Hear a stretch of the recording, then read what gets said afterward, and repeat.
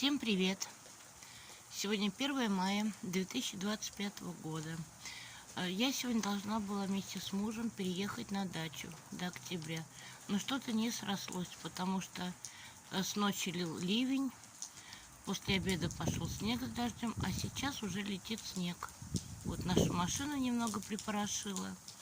Так что смотрите, все цветет, яблони цветут, вишни цветут, а у нас метет снег.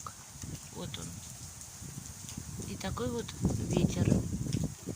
Так что шашлыки мы, наверное, отложили до того времени, когда потеплеет, когда погода майская придет в свое русло, и мы тогда переедем.